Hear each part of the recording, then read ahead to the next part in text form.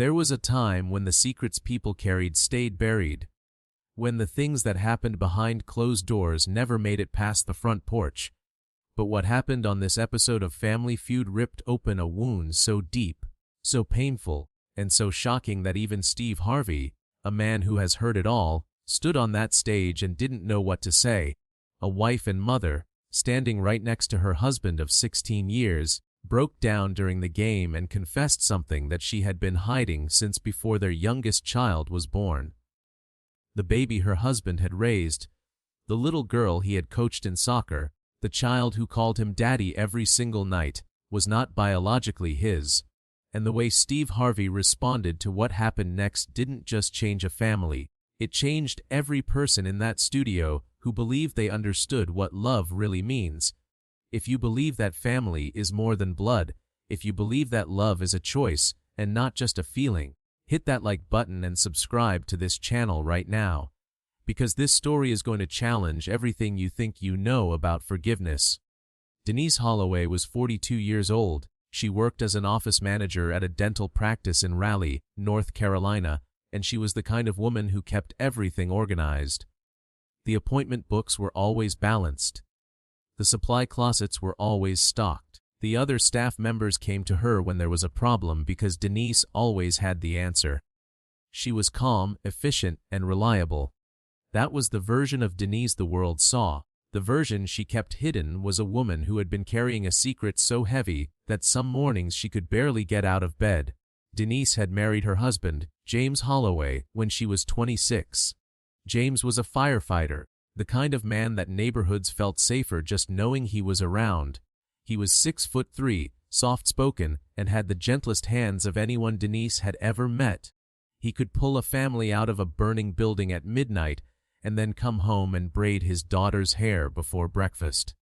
He was steady in a world that never stopped shaking, and Denise had fallen in love with him the way you fall in love with solid ground after years of standing on something that might break. They had 3 children together.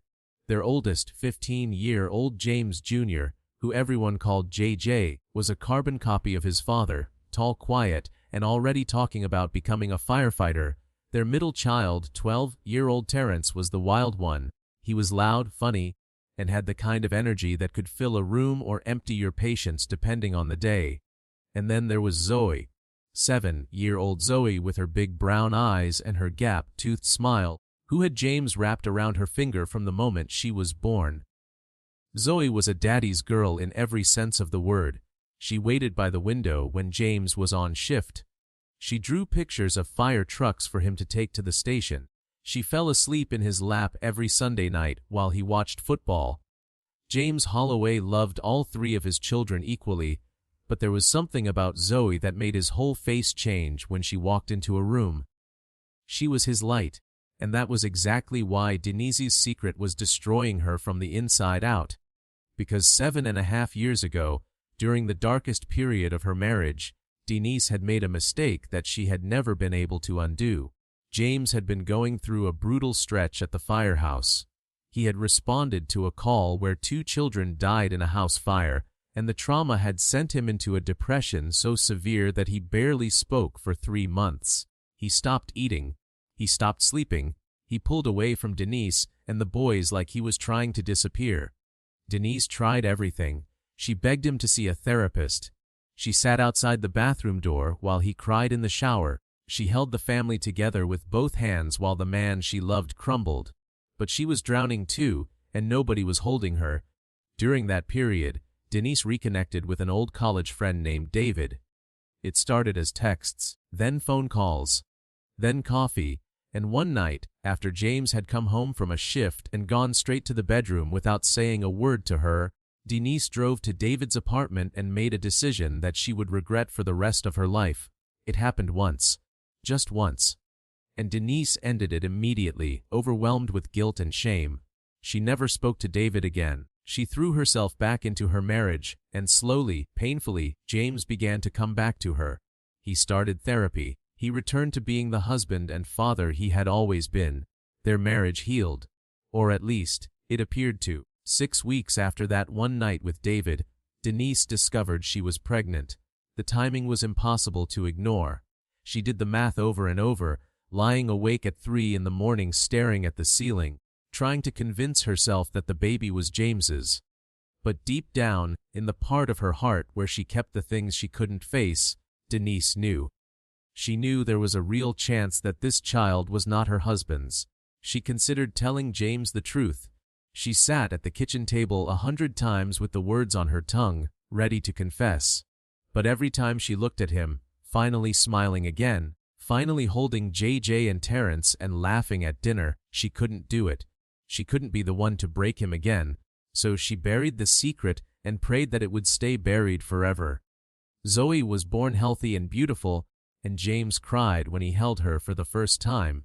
He told Denise she was the best thing that had ever happened to him, and Denise smiled and held his hand and felt something inside her die quietly, because every time James looked at that little girl with pure, unconditional love, Denise knew she might be watching a man love a child that wasn't his, and she had stolen his right to know the truth. The Holloway family was selected for Family Feud after JJ submitted an application as a surprise for his parents' 16th wedding anniversary.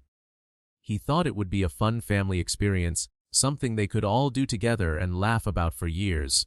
The family drove to Atlanta for the taping on a warm Saturday in September 2024. James brought his mother, Miss Lorraine, as the 5th family member. She was 68 years old, sharp as a tack, and adored Denise like a daughter. The whole family was in high spirits. JJ and Terrence were practicing their buzzer slaps in the hotel room. Zoe was wearing a Family Feud T-shirt that was 2 sizes too big for her. James kept his arm around Denise all morning like he was the luckiest man alive. They were matched against the Park family from Virginia, a Korean-American family of 5 who were organized, strategic, and clearly there to win. The game was competitive from the start. The Holloways held their own through the first 2 rounds, with Miss Lorraine delivering a surprise number, one answer that brought the house down. Steve Harvey loved her. He kept calling her Miss Lorraine and telling her she needed her own show. The audience adored the Holloway family. They were warm, they were funny, and they were clearly a family that loved each other deeply. That was what made what happened next so devastating. It happened during the 3rd round. Steve Harvey asked a question that was meant to be lighthearted and funny. Name a secret that would destroy a marriage if it came out. The question appeared on the board, and both families laughed nervously. James was at the podium for the face-off. He buzzed in first and said, "Cheating." It was the number 1 answer. The audience clapped. James walked back to his family's side, shaking his head and laughing. "That's an easy one," he said. He was smiling. But Denise was not smiling.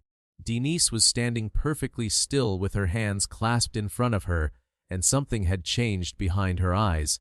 It was as if the question had reached inside her chest and grabbed the secret she had been burying for 7 years and yanked it up into the light. She could feel it rising, pushing against her ribs, crawling up her throat. Her vision blurred. Her hands started shaking. Julie, the production assistant standing nearby, noticed that Denise had gone pale and quietly asked if she needed water. Denise shook her head. The round continued. The Holloway family needed to clear the board. JJ gave an answer. Miss Lorraine gave an answer. Terrence gave an answer. And then it was Denise's turn. She stepped forward to the microphone, and Steve Harvey looked at her with his usual encouraging smile. "All right, Denise, we need one more answer. Name a secret that would destroy a marriage if it came out." Denise opened her mouth, and nothing came out. She stood there, in front of the cameras, in front of the audience, in front of her husband and her children and her mother-in-law, and the words that finally emerged were not an answer to the survey question. They were something else entirely. "I can't do this anymore," she whispered. And then louder, with tears already falling, "I can't keep this inside anymore." Steve Harvey's expression shifted immediately. The audience went quiet. James took a step toward his wife, concerned. "Baby, what's wrong? Are you okay?" Denise turned to James, and the look on her face was one of absolute anguish. It was the face of a woman who had been drowning for 7 years and had finally decided to stop swimming. "James, I need to tell you something. I should have told you a long time ago, and I'm so sorry. I'm so sorry." James reached for her hands. "Denise, whatever it is, we can talk about it at home. It's okay. But Denise shook her head. The dam had broken. Zoe, she said, and her voice cracked on the name. 7 years ago, when you were going through the worst time of your life, I did something terrible. I was with someone else. Just once. And Zoe might not be yours. I don't know for sure. I've never known for sure.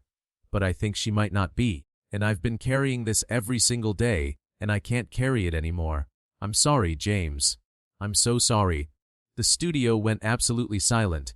Not the polite silence of an audience waiting for the next question, the silence of 100 people who had just witnessed something so raw and so painful that nobody could breathe. Steve Harvey stood at the podium with his hand over his mouth. Miss Lorraine had sunk into her chair, her hand on her chest. JJ and Terrence stood frozen, 2 boys watching their family crack open in real time, and James Holloway, the firefighter who ran into burning buildings for a living, stood in front of his wife with an expression that no one in that studio would ever forget. It was not anger. It was not rage.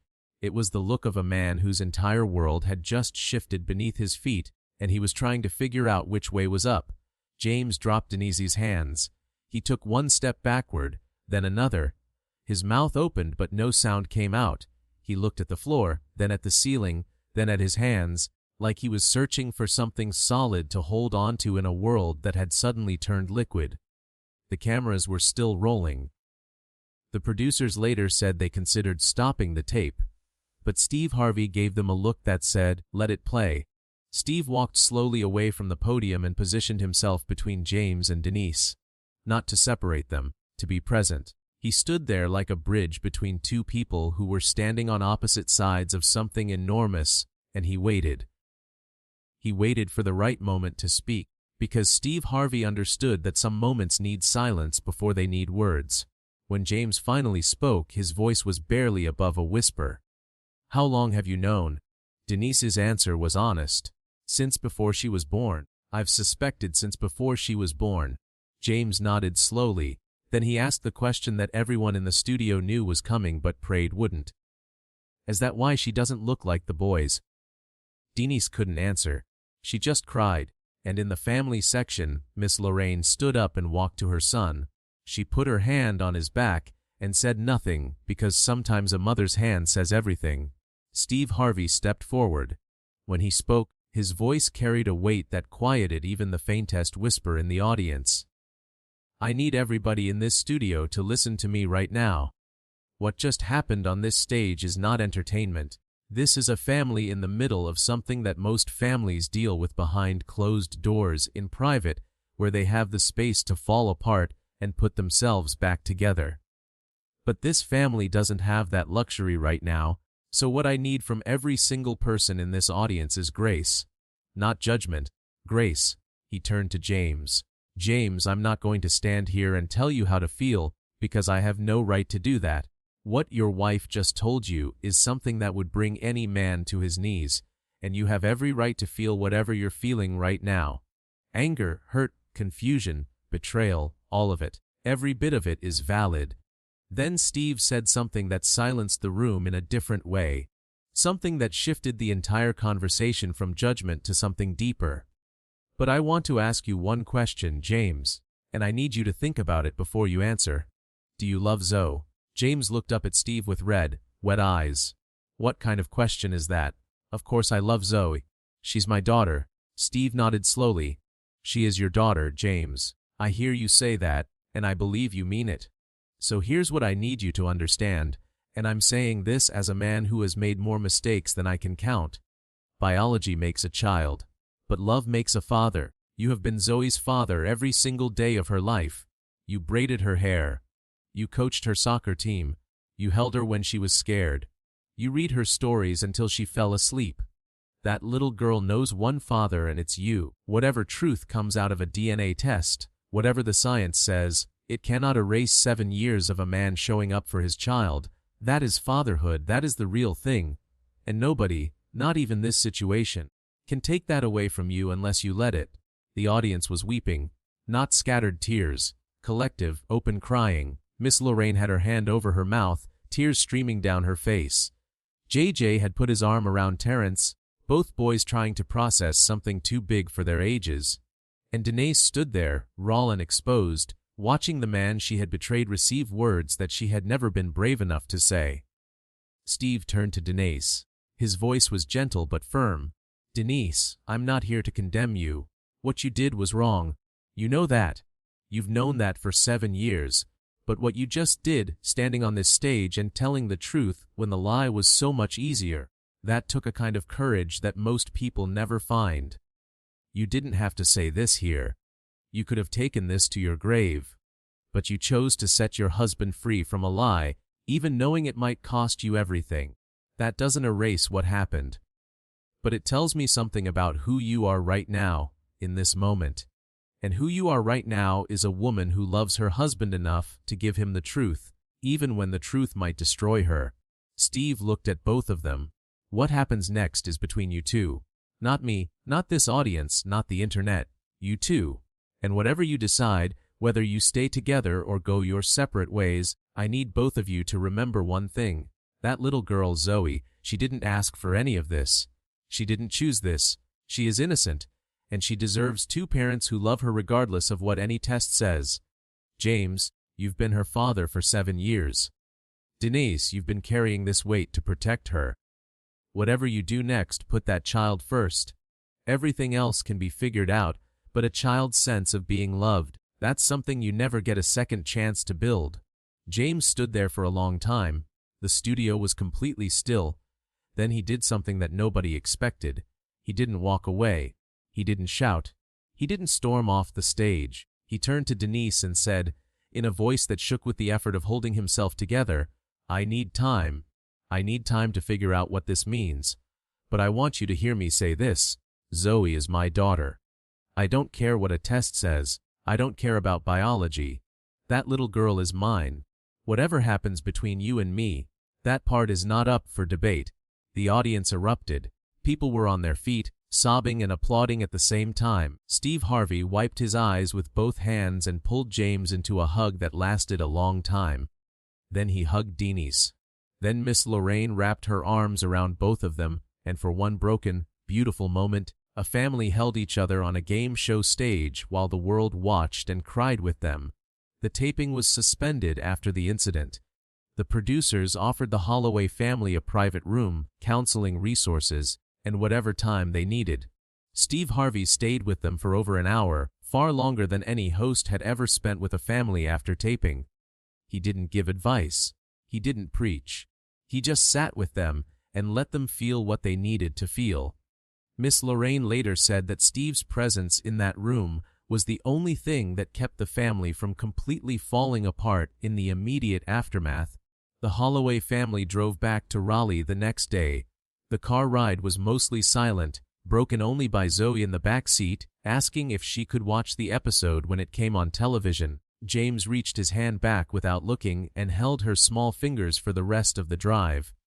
That gesture, Denise later said, told her everything she needed to know about the kind of man she had married and the kind of man she had almost lost.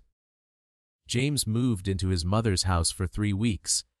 He needed space to process what Denise had told him, and he needed to do it without the pressure of pretending everything was normal in front of the children. During those 3 weeks, he continued to pick Zoe up from school every day. He still went to her soccer practices. He still read her stories over the phone when she called before bedtime. Whatever was happening between him and Denise, his relationship with Zoe never wavered. Not for a single day. Denise started seeing a therapist the same week James left.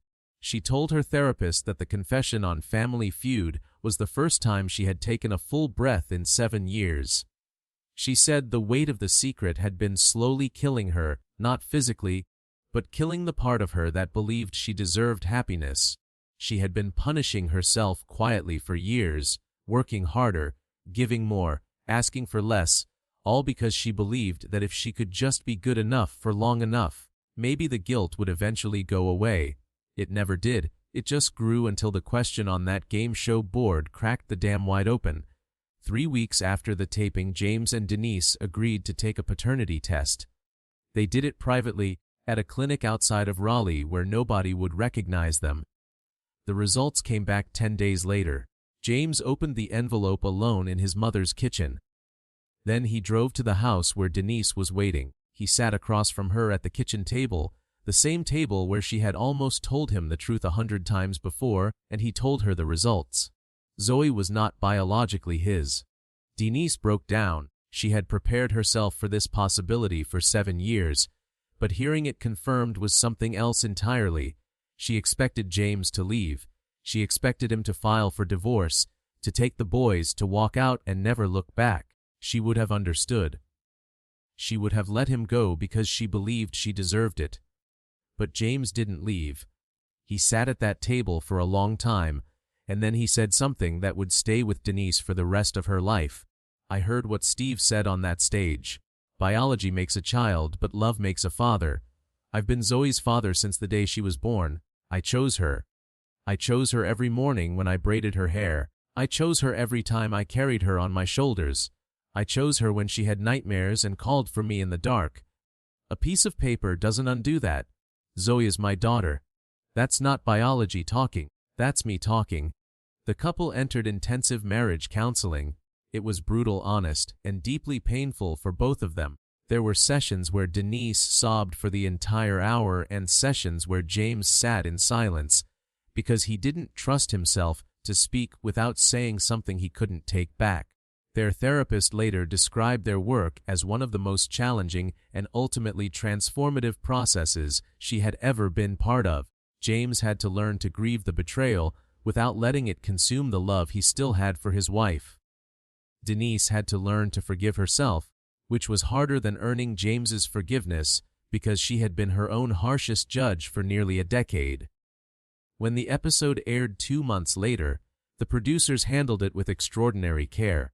They edited the segment to focus on Steve Harvey's message about love and fatherhood, rather than sensationalizing the confession. They included a title card at the end noting that the Holloway family was receiving support and asked viewers to respond with compassion. Despite these precautions, the episode went viral. The clip of Steve Harvey saying, "Biology makes a child, but love makes a father," was viewed over 150 million times across all platforms and was translated into more than 40 languages.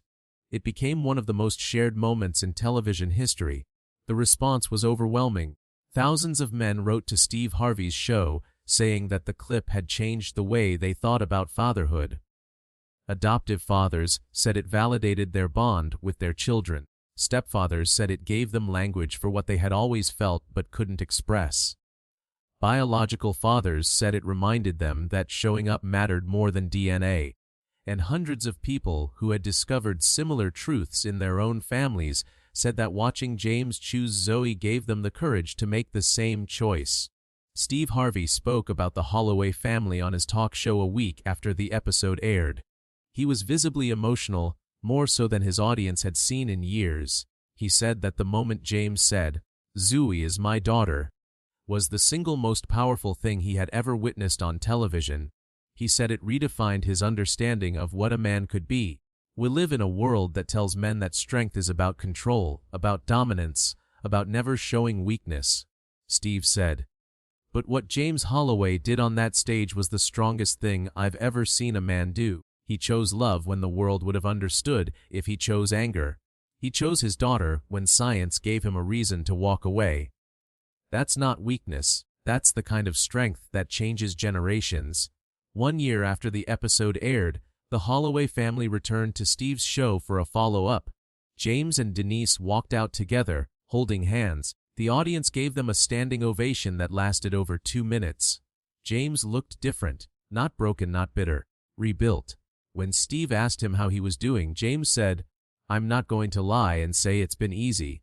It hasn't. There are days when I'm angry and days when I'm sad and days when I don't know what I am. But then Zoe comes running through the door after school and jumps into my arms, and I remember why none of that matters. She calls me daddy. That's not a biological fact. That's a choice we both make every single day, and I will keep making that choice for the rest of my life." Denise spoke too. She was quieter than James, still carrying the weight of what she had done. But there was something different in her eyes, not relief, gratitude. "I don't deserve him," she said. "I know that. He knows that. But he stayed anyway, not because what I did was okay.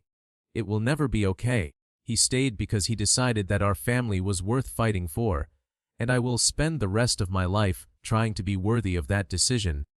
Zoe, now 8 years old, was not at the taping. James and Denise had made the decision together to tell her the truth when she was older, when she could understand it fully. Until then, she was simply a little girl who loved her father and was loved by him in return. And that, James said, was enough. That was everything.